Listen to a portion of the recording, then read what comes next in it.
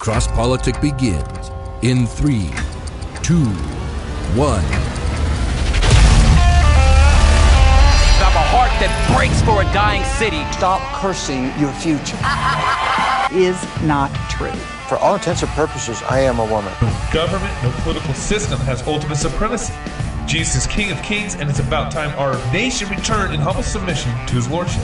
You are not protecting women. You are authorizing the destruction of 500,000 little women every year. But I didn't start it. But sir, with all due respect, that's the argument of a 5-year-old. I didn't start it. Right, when the Spirit comes upon people, they go to war, they go to battle, and the enemies of God are driven back and they're slaughtered.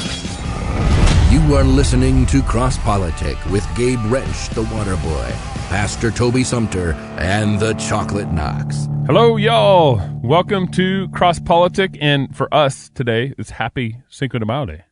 Yeah, man. No. Is that the wrong accent? Doggone it, Gabe. He went Jamaican on us Dude, again. That's my only accent. Oh man, I was talking to. You did bring us some drinks. I did. We got Corona because it's a Happy Cinco de Mayo Day. I was talking to my you guys know Ralph. We're just going to offend all of our Mexican brothers. He's my right now. authentic Mexican brother here in town, and he was telling me. Because I do lead a downtown Bible study, and he participates in it, and he was telling me that the Cinco de Mayo started because there's a war that a battle, not a war. So a lot of us celebrate it thinking it's Independence Day for Mexico. Right. It's not. That's not true. Correct. And it was actually just a celebration of a war where the French were reigning or ruling in Mexico, and the Mexicans defeated the French in a battle. Okay. And then the Americans started celebrating that. And that's how Cinco de Mayo started. So apparently the Americans will celebrate any sort of victory where we beat up the French. Yeah. and get to drink beer. Yeah. And so now Mexico celebrates it because we celebrated. Oh, that was good? That was good. There's a party. We'll pull out the cerveza. I'll drink to that. Yeah. That's great. So and we got a guest here with us. Dan Foreman. Senator Dan Foreman. Hi, guys. He's in our 5th district here in our Latah and Benoit County. So thank you for joining us. Yeah, thanks. No, thanks for having me. Thanks for coming into the studio. Did you guys tell him we're Christians? We did. Oh, okay. So I kind of guessed. He knew I went out on a limb and took a wild guess. Yeah, okay. The opening kind of gave it away, right? Yeah. We're Facebook friends. So, does he know he's going to get in lots of trouble for being on here? Probably. We didn't tell you that. I had to hide that from you. I don't worry about getting into trouble. I'm in enough trouble now. We can't make it any worse. No, we can't. Well, Dan, welcome, Dan. Thank you, sir. Mr. Senator. Back to the Cinco de Mayo thing. My wife's 100% Mexican. And, there you go. And last night we were standing in the kitchen. She was going, "Oh, all right, Cinco de Mayo, Cinco de Mayo." And I said, "Do you even know what that stands for?"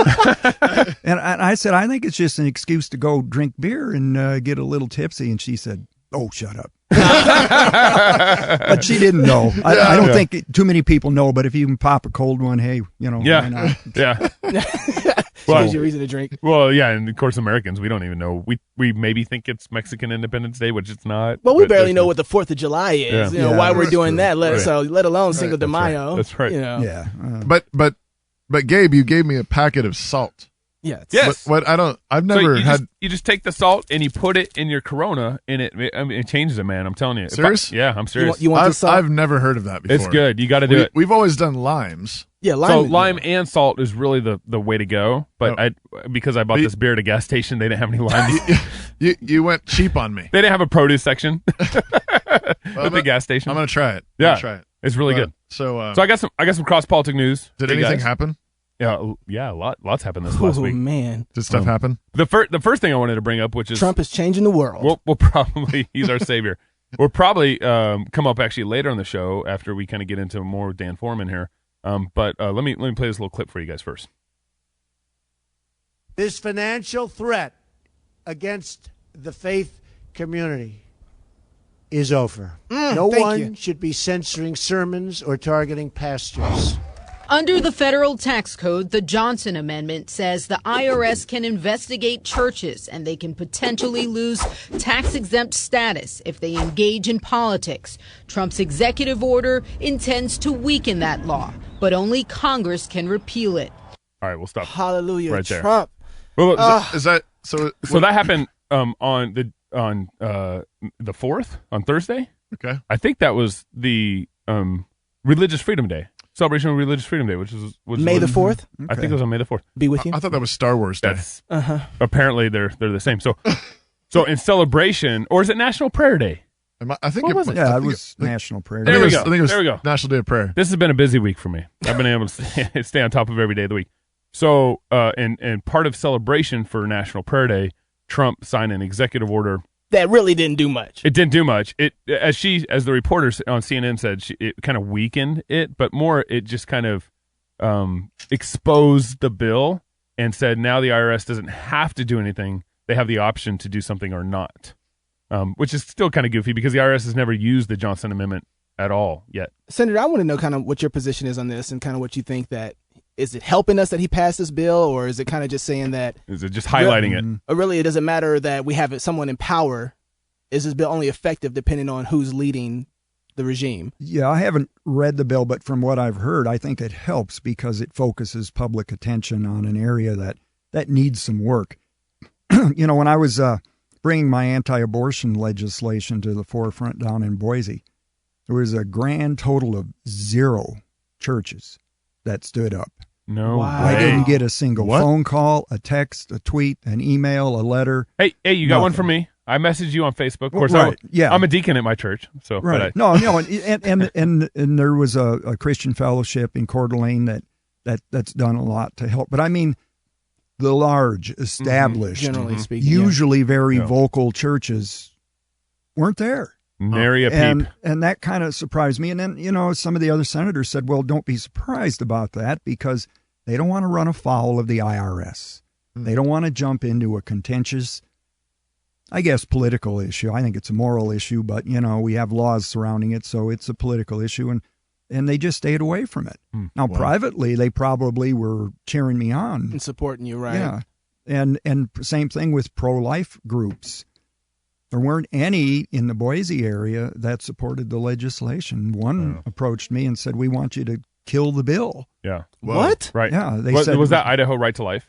Well, I'd have to look in my notes here. There were 2 groups there that were prominent. One didn't contact me at all, but I heard through the grapevine, and trust me, I have a good grapevine, that they didn't like the bill because they said it was too aggressive. Yeah, right. And we'll get more into that later. Yeah, we'll get more into that later. Right, Let's hold on right. to that. But back to the Johnson Amendment, because all that stuff that Dan's talking about, that's going to come in our next segment. Oh man, there's a fire hydrant the people are going to listen to our next segment now because they got to wait around. So you're hoping that him signing this bill brings attention to the fact that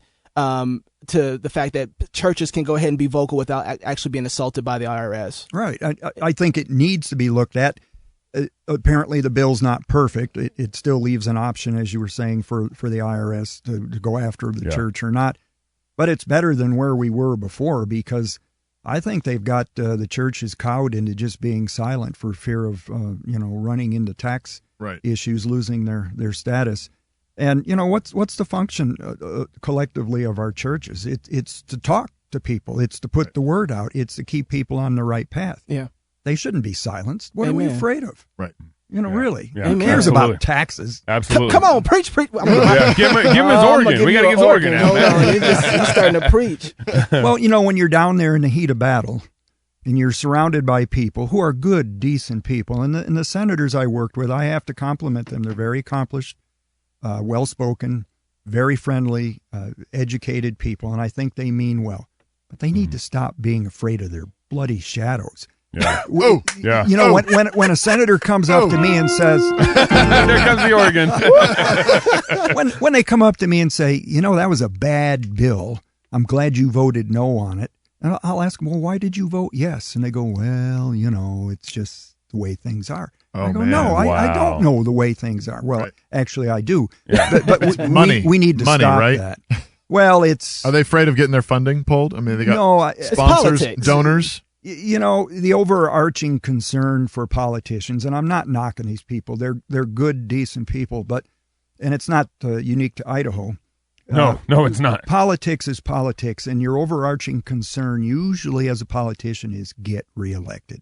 And to get reelected, You're not going to jump into contentious issues where you're going to alienate half of the voters and please the other half. They like to walk middle of the road. They like to stay away from these hot button issues, especially issues that aren't going to be legislated. I knew there'd never be a bill that came out of this. Dan, do you think that just on that particular point, on the point of like re-election and so on, I wonder if in reality if it wouldn't be the opposite. Whereas people who actually step up and stand for something that is contentious would actually have the result of getting a lot more people excited, because you have half and half maybe for and against, but you have to realize that in terms of actual voter turnout, I mean, voter turnout's, right. If you get 50% of, that's like massive. Right. And it's usually a lot less than that. But a lot of times I think it's because people are kind of like, well, a bunch of politicians are politicians. What does it matter? Whereas if somebody actually stood up there and said, no, this is right, this is wrong, and I'm going to fight every contentious battle along the way, don't you think that might have the long-term effect of actually getting a lot of people excited for a change? Yeah. This guy's not just your run-of-the-mill politician. Yeah. Well, your theory is absolutely correct. I'm living proof. I'm not bragging. I'm not saying I'm anybody special, but I ran in an extremely split district. Mm-hmm. I was told hundreds of times, you can't beat the incumbent. He's going for his fourth term. Moscow is liberal. You'll never carry Moscow. Yeah. Don't talk about abortion. Don't talk about taxes. Don't talk about the public schools. Don't talk about welfare. Yeah. And I said, no, I'm sick and tired of politicians running from the issues. I stuck to my platform, went against all of that advice, and I won. Yeah. And I won by the standard 1 point whatever percent. Yeah. So you're right. Yeah, right. There's one thing about when you stand up and just plain speak the truth. Nothing fancy, just the truth. No.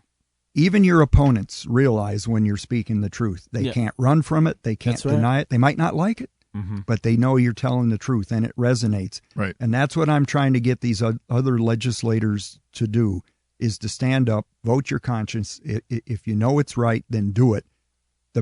We have good people out there, and sometimes we sell them short. We think they want to hear the standard diatribe, the standard rhetoric about, oh, I'm going to lower your taxes. I'm going to give you everything you want. I'm going to give more money to the schools. And you know what?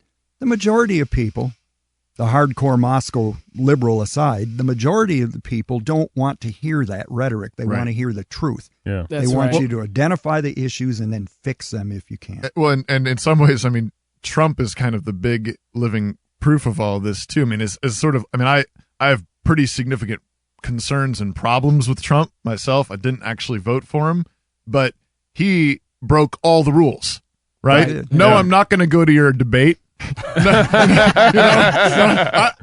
completely refused to bow to the political gods. He made fun of Rosie O'Donnell. Right. Like he did everything like the PR people say you're not supposed to do. Like, Trump just went down the list and just managed his own Twitter account. Yeah, he keeps tweeting his own things, and he got elected. Yeah, and so I mean that's just a living proof though of you don't have to go down and kowtow to all the what they say you've got to do to get elected. No, you don't. Yeah, you know, I'm 63 years old and I've been in the people business my whole life. I was an Air Force officer for 30 years. I traveled around the globe so many times I can't remember, and it was a great learning experience. I was a police officer for almost 12 years. I was a real estate broker, all people businesses. Yeah. Right. And I have a good memory. I like to talk to people and I like to listen. And I remember the more poignant things they have to say. And, you know, a lot of the advice you get as a politician is a bunch of baloney. It's the stereotypical, oh, don't do this, don't do that. You'll never get elected. Right. Ladies and gentlemen, if we don't start standing up as a nation for the things we believe in, we might as well turn off the lights, close the doors, and go out of business. Man, we aren't even out of the news section yet. This is it's true. That's great, Dan. Yeah. So the other thing I wanted us just to talk about, and actually, Dan, I think help me here because I haven't had time to research and figure all this out. But Trumpcare and what's gone on this last week with kind of the whole repeal Trumpcare. and replace. So the House voted yesterday, was it? Yes, to repeal and replace Trumpcare. Obamacare. It's Trump's now. It doesn't matter either way. Yeah. Either way this goes down, it's Trumpcare. So if it was Obamacare, even if it stays, it's going to be Trumpcare, right? Okay, I got you. And so they voted. So the House did, not the Senate yet. The Senate. Now it's going to Senate? It's going to Senate. Right, it's going to the Senate. But what it looks like Senate's going to do, what it looks like Senate's going to do is that they're going to probably rewrite or start from scratch. So they don't even like what the House passed, is what it looks like. Okay. Now what's if you know some of the details or just some of the overarching from what I've read so far, it still hasn't been that exciting what the House has even put forward in place. I haven't seen the bill. I haven't read it. Yeah. And I learned right away, like on day one down at the Senate, you need to read the bill. I had people coming to me all the time complaining about a bill, and I'd say, ma'am or sir, the bill doesn't do what you're upset about. In fact, it does the opposite. And they go, really? I say, have you read it? And they go, no. Well, that's step one. So I will read this. Which a number of Republicans admitted in the House that they haven't had time to read the bill, which is so crazy because remember a lot of Republicans were complaining when Obamacare got passed that they didn't get a chance to read it. Right. Yeah, we gotta. What did they say? Like pass it and then read that it? was a Nancy Pelosi After quote. we pass it, we need to read it. Yeah. Huh? So it's like ready, fire, aim. Exactly. Yes. It'll be read and discussed and debated in the Senate, and they'll probably amend it, and then it'll go back to the House, and we'll come out with some final iteration. But from what I know, they repealed, replaced, but kept a bunch of what was in Obamacare. Now, exactly what they kept, I don't know. Yeah. The bottom line with all of this, and I've given this little speech many, many times, it's about welfare. You know, instead of finding ways to expand coverage, expand the system, which requires more and more money, and it's a downward spiral. Once you get locked into it, you'll never pull out. And at the bottom is financial ruin and poverty for people. What we need to do is recognize the real problem. We've been treating the symptoms nationally and locally. And the symptom is, well, look, we have all these people here who can't afford medical care. Yeah. And everybody gets concerned about it, and everybody wants to throw money at it. What we should be asking ourselves is, why do we have men and women in the greatest state, Idaho, in the greatest nation on earth, the United States, that can't put food on the table, that can't pay their bills? We need to, number one, educate our people. Number two, help them find good jobs, and they will be able to take care of themselves. Our goal should be to shrink the welfare net. And a lot of good things happen when you shrink the welfare net. It means we're oriented towards getting people back on their feet, whether it's Obamacare or any other type of aid. We need to get them back on their feet. We need to shrink the net. And when you shrink the net, there's more dollars there for the poor souls who really need it. That's right. And can't help themselves. Elderly, sick people, whatever. Right now, we're throwing our dollars across such a wide spectrum of health care and other entitlements that there's not enough money there to really do justice to people. So we need to be getting people back on their feet, and you're going to do that by educating them and helping them get jobs, shrink the welfare net, and provide a very good standard of living for the people who are unfortunate enough to have to be on welfare. Let me take us out real quick, because I just want to mention one thing as we're going out, that the bill does apparently defund Planned Parenthood. Good. The bill allows the states to opt out of Obamacare and so forth on state-by-state basis and stuff. But anyways, those are just two things I wanted to mention. Oh, those are nice. I just don't think that we need to go broke doing those things. Yeah, absolutely. You know? No, sure. When we come back, more with our Senator Dan Foreman here on Cross Politics. This is Cy Timbergen with Answer Anyone Apologetics. In previous segments, we've gone over some of the difficulties with evidential arguments for the existence of God. Here's the question. Where do you hear evidences presented out in the world? In court. Who do you give evidence to in court? The judge or the judge and jury? If someone tells you that they don't believe in God and you try to convince them with evidence, who are you saying is the judge? Them. And who's on trial? God. We put the Lord of glory in the criminal's box and try to acquit him in the unbeliever's blasphemous courtroom. Now God has given us wonderful evidences for his existence. We can win that court case. We can acquit God. But who are we saying is the judge? The unbeliever. It makes no sense for the unbeliever to say that God must meet their burden of proof before they'll bow down and worship him. No. God has given everyone sufficient evidence of his existence so as to leave them without excuse, as it says in Romans chapter 1. When people become Christians, they don't go from unbelief to belief, but from suppressing the truth to professing it. Our apologetic presentation must be gospel-centered in the hope that God uses it to open blind eyes. For more apologetic answers, visit AnswerAnyone.com.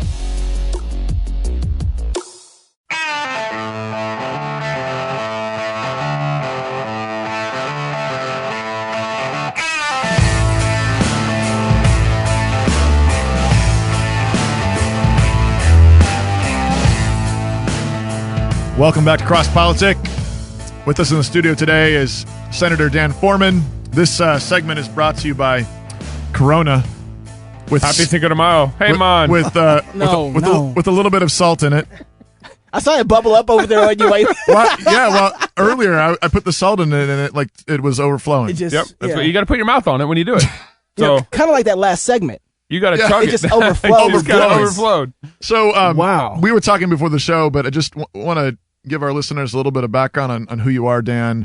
You mentioned this the first segment. You were in the, did you say Air Force?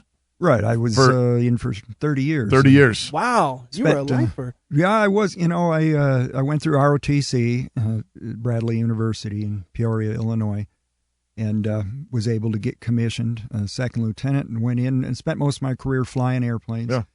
And it was great. We got to travel and you learn a lot. You meet a lot of really neat people. And the best part about it is you get to leave America and then kind of turn around and look at it over your shoulder and compare it to other countries. Yeah. And I'm here to tell you there's nothing out there that compares with the USA. Yeah. A lot of good people. Sure. Great people, great countries. God bless them all. But when you come back to America, you have an overwhelming urge to kiss the ground. That's so true. If we had all day, I could give you about 10 million reasons why. And Dan, you said you're married and you have seven? Right. Seven children. Oh, wow. Man. And how many grandchildren?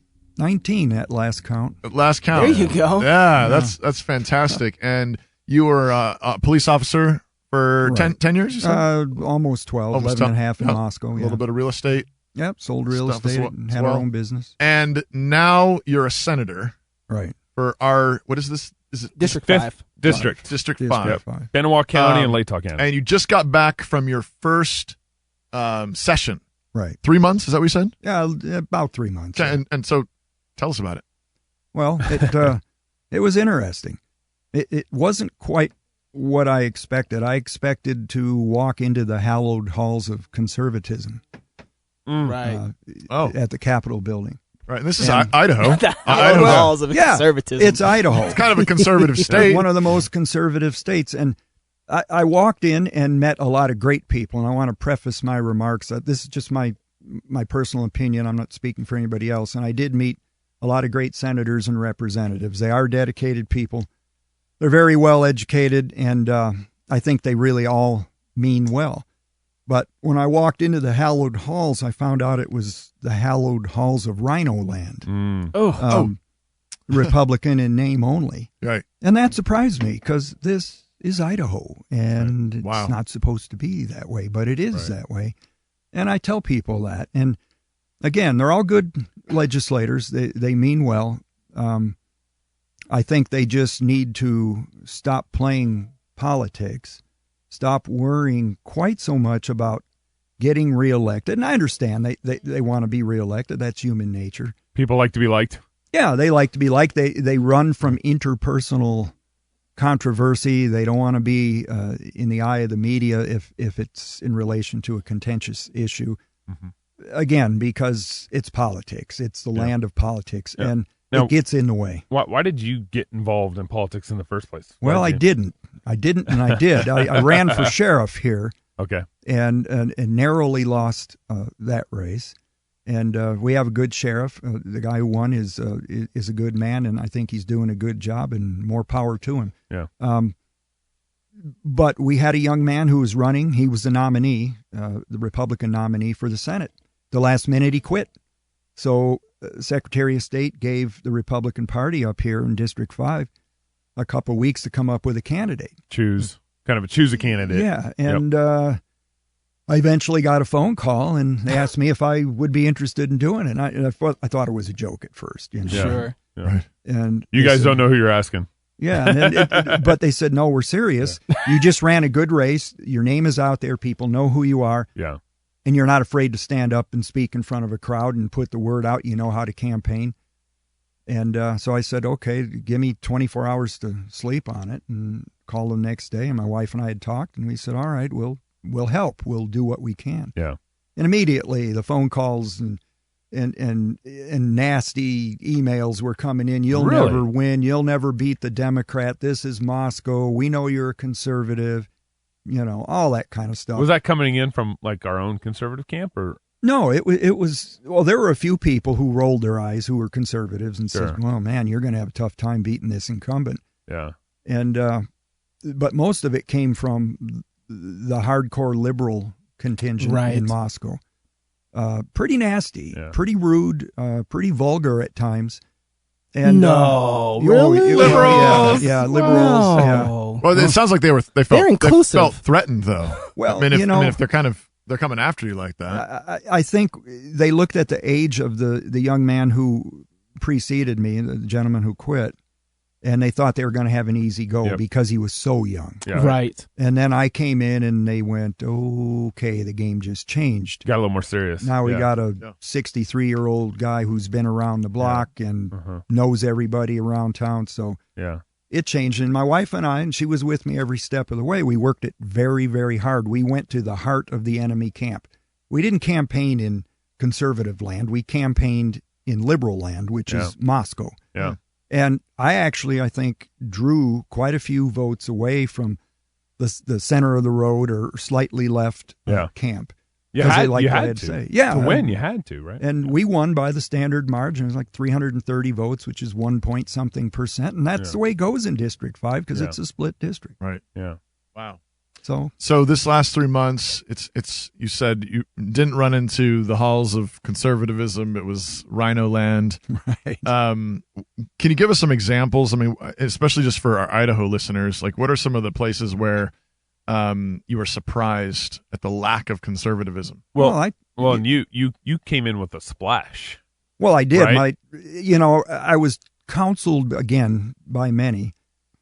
In politics, if somebody's counseling, you're best to ignore the advice. But, they said, keep your eyes open and your ears open and your mouth shut and just sit here and be a bump on the log your first Just collect that check. Yeah, take your welfare. Right. In other words, pass up represent us well, Dan. Yeah, pass up the opportunity to do any of the things you said you were going to do. And I said, no, I'm not going to do that. Yeah. I had a list of bills I wanted to run, and at the top was the anti-abortion bill. So I jumped in, made a splash with that. But to get back to your question about Rhino land, what really surprised me was when the appropriations bills started coming through at the end of the session. Now, I know there's a process and it takes time, but it'd be nice if they could get those to us a little quicker.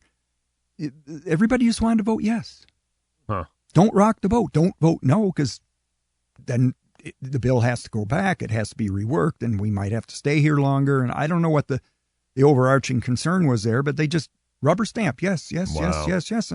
And I voted no. Lots of times the vote was 34-1. I was the one dissenting vote. Wow. And everybody was cordial about it. Nobody ever beat me up about it. But that's because you didn't win. Yeah. Well, yeah, exactly.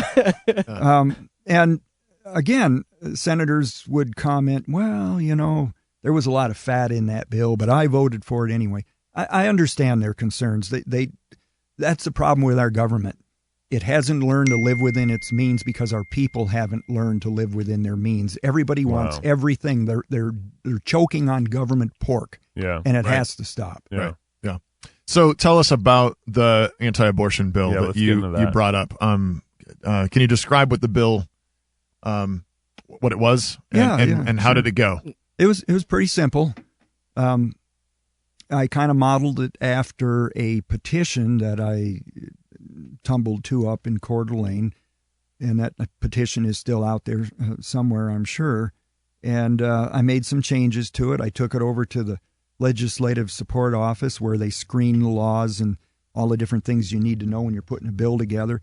And basically what it boiled down to was it said we're going to leave the law the way it is because the laws in Idaho say abortion is murder. If you kill an embryo or a fetus, it's murder. If you do it deliberately with intent, it's first-degree murder. Wow. And it's also aggravated battery. However, Idaho Code provides an affirmative defense. It says these things are murder.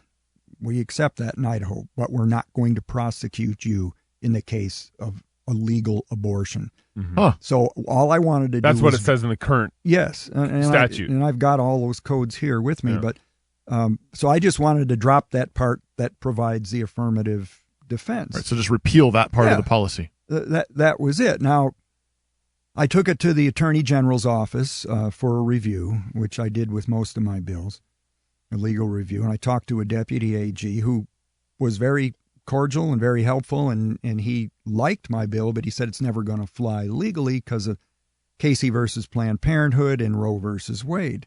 What's Casey versus Planned Parenthood? Well, I think that was in 1992, and it was similar to the Roe v. Wade. It talked about the 14th Amendment and a woman's right to privacy, and it kind of crystallized this thought that a woman has a constitutional right to abortion. To an abortion. Yeah. And the deputy AG said, I like the bill, but the bill's going to get challenged and it's going to wind up in court. And I says, good. Yep. That's where we want to go. Well, that's not where the state wanted to go. Right. No one wants to go to trial. Yeah. And they said, we'd probably lose in district court, federal district court, and then we'd wind up appealing it and might lose again, and then we could push for the U.S. Supreme Court, but they didn't want to go that route, and I knew they wouldn't. But what I wanted was... why didn't they want to go that route? Why do you think they didn't want to take this all the way to the Supreme Court? Because I know David, my black friend over here, would appreciate that if it was 1860. Well, yeah, that was going to ask the question is like, when you say these are good guys, I just wonder, are their consciences seared to the point that they don't understand the moral issue that's behind this and the reason to fight? Because someone comes and says, hey, look, I know that these people are human beings, but slavery is just what it is, man, and we'll lose this in court. Right. It'd just be good to know that somebody's fighting and not just giving up and before the fight even starts. Yeah, well, unfortunately, they have a tendency, and I can give you other examples of they put up the white flag before the first shot's fired. Yeah. And they did this on another abortion issue, which hopefully we can talk about real quick. But yeah, I want to. But to answer your question, no, they're not ignorant of the moral issues or what's operative here. They understand it full well, but they're numb. Yeah. They've been numbed by society's response to this issue over the decades. Yeah. Lots of good people, and you look at them and go, why don't you support this? And they go, hey, Senator, it's the law.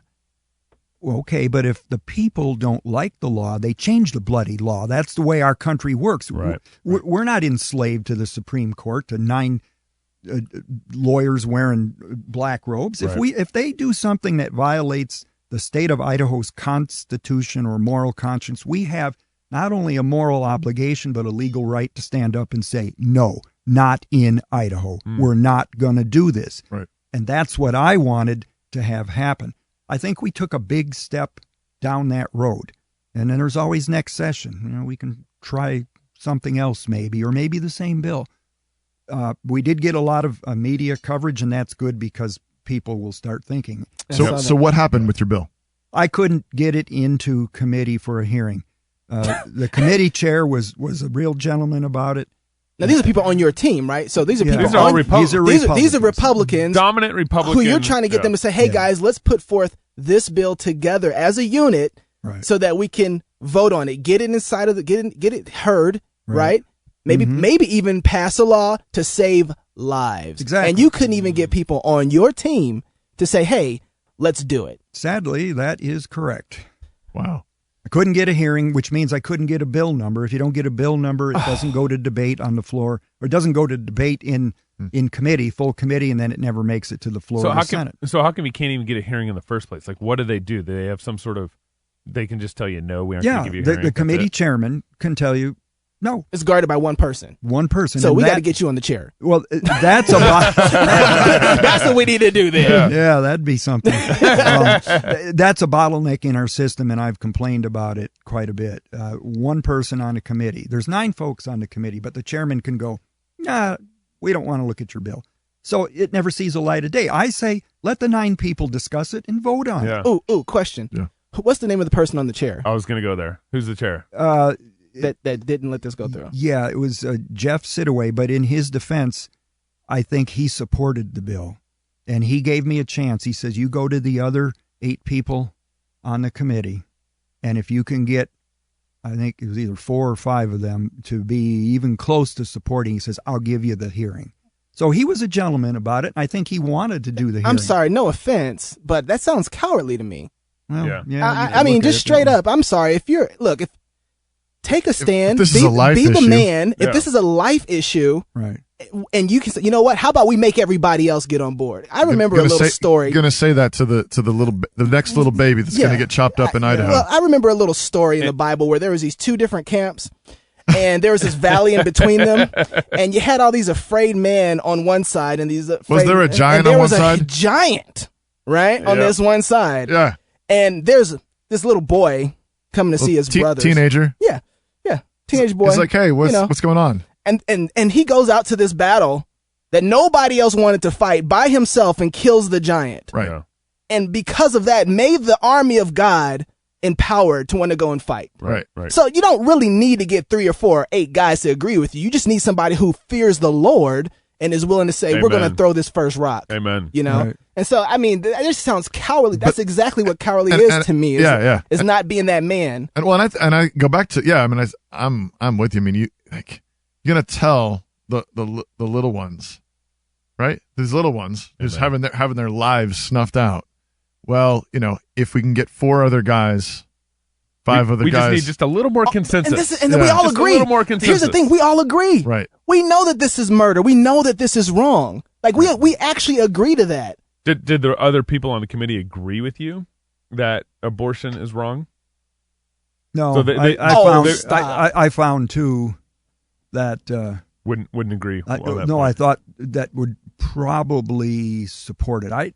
I'm telling you guys, wow, they're just people are numb to it. So Dan, you were talking about Idaho saying no, right? The Supreme Court, feds saying you got to allow this, and Idaho saying no.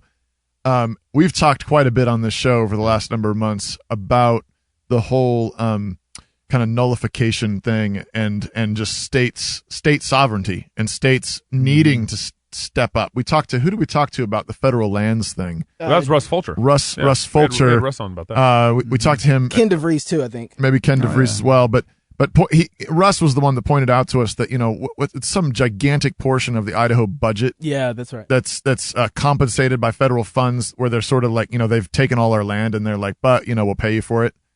And so there's a lot of fear that if Idaho says no, then the feds start pulling funding. Yeah.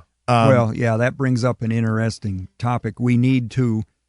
And I've preached this from the rooftops down there in Boise. We need to wean ourselves off of the federal dollar because, quite frankly, I don't want to use the word blackmailed, but that's what it boils down Absolutely. to. Well, whoever's paying the money gets the say. They go, here's your money, guys. Before you take it, you have to agree to this and this and this and this. And Idaho, don't quote me on this, but they get roughly 1/3 of their budget. That's what I think it is. It's something like that's what I remember Russ saying. It's huge, is the governor going to stand up to the feds and say, hey, you can't do that in Idaho?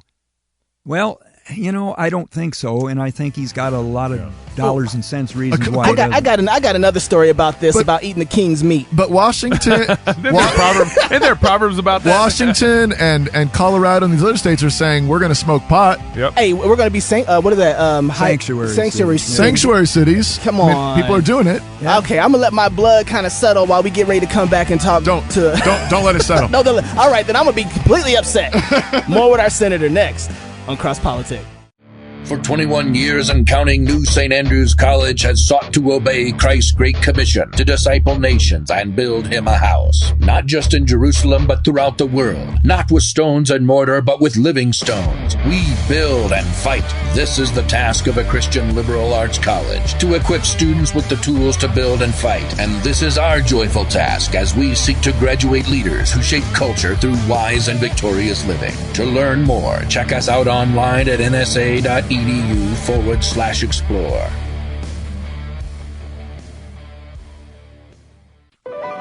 What's up, everybody? I know you've been looking for something fresh, something new.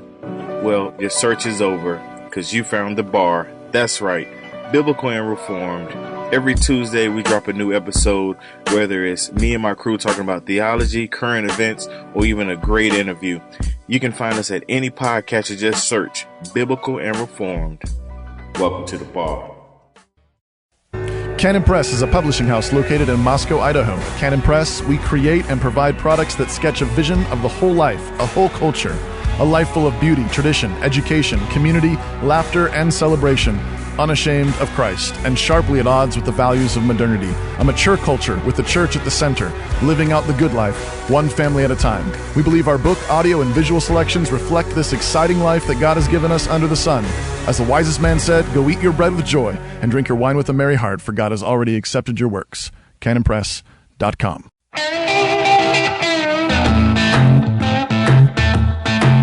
Tell that story. Welcome back to Cross Politic. The chocolate knocks. He's mad. Woo. He's mad. Like God don't work miracles. What's that story? What's that story? You know what I'm saying? He already finished the story in his own head. He's like, you know what I'm saying? Come on. I'm talking, look. The king's meat? The king's meat. The king's meat. So, Daniel. There's this king. And his three friends? You know. Right? And he says, I got this thing I want you to do to bow down this statue for me. This statue. Oh, that part. Yeah. And they said no. They said no. Oh, well, actually, there's two different. Right. I'm so upset right now. I can't even get both of them out. I'm mixing them together. Listen, but it's all the same point. It's all the same point. You got these guys who are not in power. Preach it, Pastor. Who don't have power, right? Yep. They're refugees. They've been dragged out of Jerusalem. They're servants. They're servant refugees. Maybe eunuchs, right? Like they've been taken off into exile. Yep. Wow. And put in these positions of authority of somewhat, but they're powerless. They're the weak ones. And the king says, "Okay, this is the diet." Yep. And they say, "No, we can't eat that food."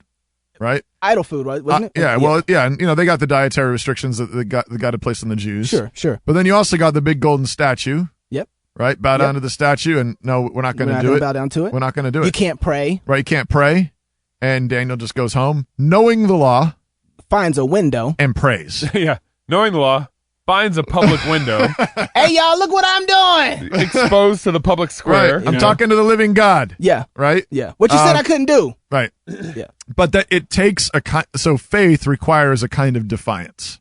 Yes. Right? If we're going to trust in the living God, when it comes to issues of what God says is right and wrong, then you have to defy what is wrong. Whatever authority says you may not do this or you must do this against the word of God, God's people have to say no, absolutely not. And it's not that we don't understand this, the way that God works. We have story after story after story. Yeah, so, that's right. So, Gabriel, are you mad too? Yeah, absolutely. All right. What do we need to do about this? So Dan's going to go back and you're going to reintroduce this? I'm planning on reintroducing the bill, and also I might introduce some other bills that add to the requirements that must be completed before a girl or woman has an abortion. Idaho has quite a few restrictions. We're one of the most restrictive states because you know what? Right. Our state government really doesn't like abortions. In fact, we have an Idaho code that basically says the state of Idaho prefers live birth over abortions, and it shall be the policy of the state to encourage that. That preference is so sweet. Yeah, now they're they're big on broadcasting that, but they're a little short on backing it up. Yeah. Right. And wow. Yeah. So but what can we do? I mean, do we need to haul in the the chair of this committee? Absolutely. I'd love to. I'd love to interview the chair of the committee. Well, I mean, Senator, we have you there. I mean, you know what's going to be effective ultimately.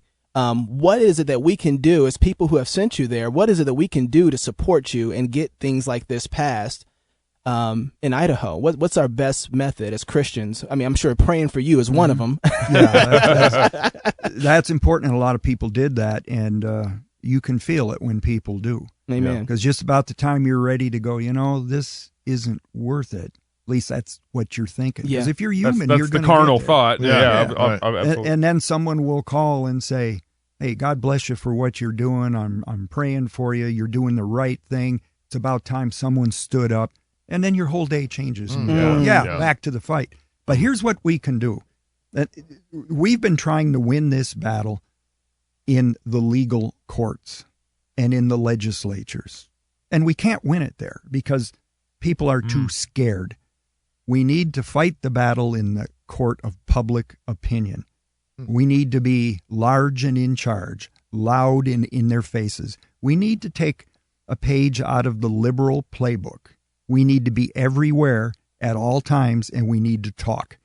Most people agree with what we're saying, but they're scared. They're not the type of folks that like to get out on a street corner with a sign and march up and down. Yeah. They're working, they're raising their kids, and that sort of activity to them is distasteful. But what we need to do is keep reaching out to them, because we can overwhelm the opposition if we get the public energized. And that's what I tried to do with the media. The media is our best tool. If you say something controversial, they're going to be all over it. Yeah, if you have absolutely. senator after your name, you say something that's going to be debated back and forth, they're on it like you wouldn't believe, and that's good. And in credit to them, they were fair. I'm not aware of any of the media in Boise that said anything that was inaccurate. And I told them right up front, my door's always open. Just, if I say it, you can print it. Just be accurate. And when you start going inaccurate on me and ad-libbing, then the door closes. Yeah, and we're done. Yeah.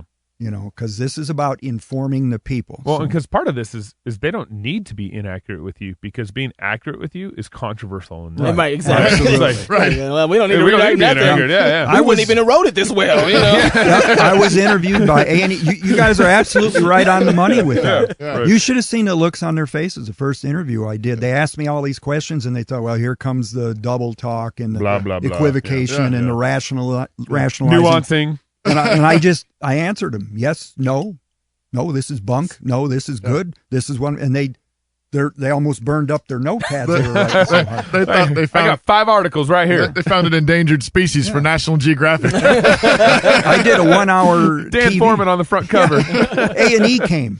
No the way. Big network. Yeah. Did they really? They did a 1 hour interview with me. It was recorded on video. And they were really nice. They were great guys. And I went through and they asked me all these questions, and I just told them the truth.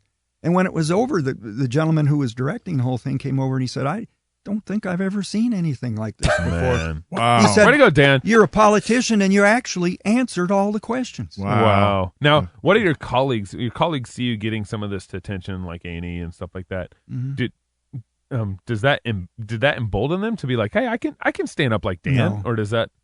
No. Some of them said I needed to kind of, cool my jets, I guess would be a good way to put it, because I might damage my career. And I promptly responded, I've had 2 or 3 careers. Who's counting? This isn't supposed to be a career. Yeah. This is a temporary opportunity to go do what's right and then leave and let the next person come in. It's not a career. Yeah. And I told them all right up front, I don't care if I get reelected.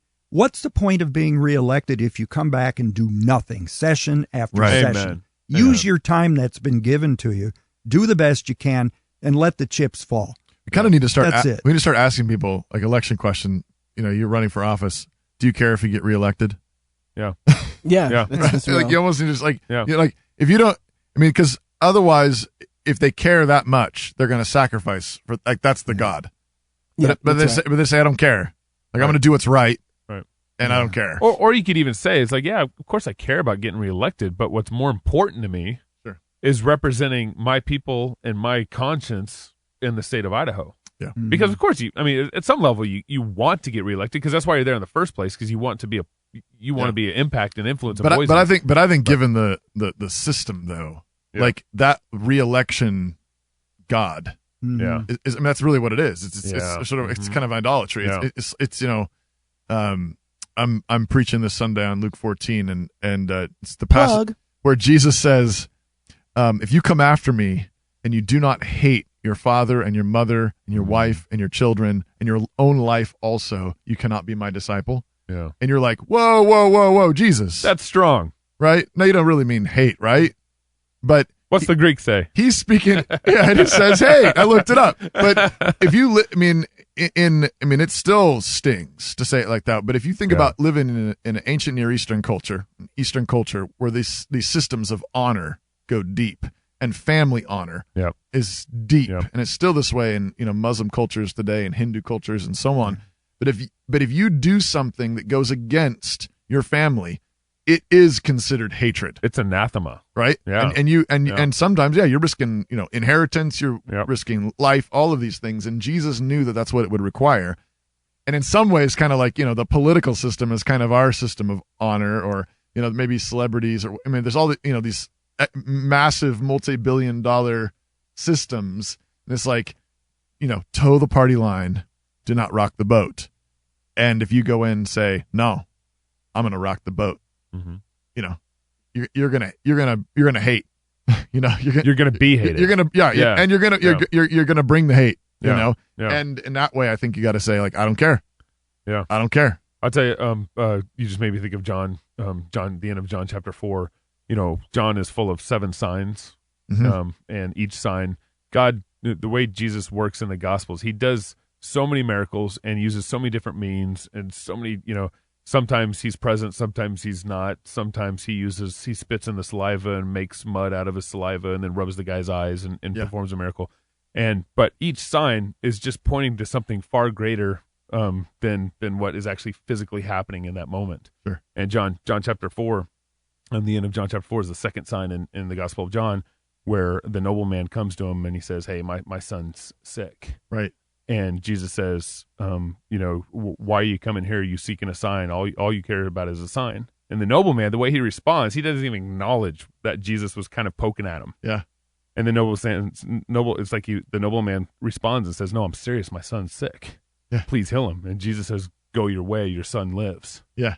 And I think just a powerful example of Jesus is not even present with his son. And it's about believing Jesus and believing his word and obeying him. And Jesus works in our lives. Right. That's the sign. Right. It's belief. And this is what Dan is like, go down to Boise, knowing Jesus' word in your life and knowing what the Bible says and believe it. Yeah, and we have all these conservative people got to be willing to be willing to just do what's right. Right. And to say, well, this is what God says. Believe God's word. Yeah. Mm-hmm. And so this is what I'm going to do. Yeah. And it's in that you're right, that I think that the glory of God is being displayed and people are drawn to it. And like, you were saying earlier with the David and Goliath thing, like, the army's all of a sudden like, hey, we can go fight these Philistines. Right. One guy stood up. One teenager stood up. But it takes that kind of courage and faith. Right. David, man, you're frustrated, man. You're just sitting there. Yeah, after all these years, 200 years, slavery and all, and the change of slavery, we still don't, just disappointing to see that nothing's really changed. Yeah. We haven't learned from the past. Yeah. You're right. We haven't learned from man selling. Now we go from man selling to baby killing. And then no one says like, oh, you know what? This is wrong. I can see from history. This is bad. And you know what happens in this? If the good man stand up, the bad man leave. Yeah. That's just like, that's just how it goes. It's just simple. So me and David, we got to interview Ted Cruz when he's running for president. Oh, yeah. Okay. And we sat down. David's the cameraman. I'm the interviewer. And Ted's the interviewee. And we asked him, the question we asked Ted was, we said 650,000 people died from in the Civil War trying to free the slaves. All right. And given what we know then, and 50 million babies dying from abortion, do we go to war over abortion? And we asked that to Ted Cruz. Yeah. How do you handle that, Ted? And Ted, you can see the interview. It's up on Facebook. And Ted, I mean, it's a tough question. Well, let me tell you about pastors. Yeah. Which he had a good point there. He had a good point there, but no. He didn't have a look. But it's a damned if you either way, because if you say no, we shouldn't have gone to war over slavery. Can I finish the story? Let me tell you about chalk is fire. Let me tell you about Corona, Gabe. Is that a good answer for you finishing the story? Oh, okay. Not. Well, I didn't think it's a damned question either way, because if you say that no, we shouldn't have gone to war over slavery, then you're saying, well, we obviously shouldn't be going to war over abortion. But if we should have gone to war over slavery, then why shouldn't we go to war over abortion? Far more people has died. Yeah. Right? Well, 50 million babies have died. Yeah. I don't think we should go to war over abortion. And I don't think we should go over to war over slavery. That's the answer. Sure. Is the gospel deals with these cultural sins in major ways. And people like you should be going down there and dealing with this problem because the word of God says. Yeah. And we don't turn, depending on the situation, we don't turn it into a bloody war. Well, the cork is out of the bottle. The genie's out. There's an evil loose, not just in America and Idaho, but around the world. Sure. And it's changed its tactics. It uses greed, and our people are, I have to say, kind of greedy, kind of self-centered. And it uses status quo, the numbing effect. People want what they want. Some women, a lot of women who have abortions, want convenience. They don't want to be bothered with an unplanned pregnancy. Right. And we've been numbed down to the point where we tolerate that and accept it. And I'm looking at your screen here with these guys shooting. they're shooting real bullets. And that's been done from day one of mankind. It doesn't work. Yeah. And I'm a 30-year military guy and a cop, and I'm telling you, that represents a failure of mankind. Oh. And I understand how we get to that. You better say that. Wow. Yeah. But it represents the ultimate failure of mankind to do what's right, and we find ourselves forced into doing that. What we need to do is we need to shoot just like they're shooting, but we need to shoot truth bullets. For the weapons of our warfare are not carnal, but mighty through God to the pulling down of strongholds. The only weapon we have, and it's the most powerful weapon on earth, is the truth. And we have a hard time believing it. We do. But if we have a hard time believing its effectiveness. It is effective. I can tell you, as a police officer, I have changed people's minds by simply confronting them with the truth. Yeah. Quite often at first they don't want to hear it, and then they resent it. But it sinks in. You can't run from the truth. Right. I don't care who you are, how smart you are, Yeah. or how not so smart you are. You can't run from the truth.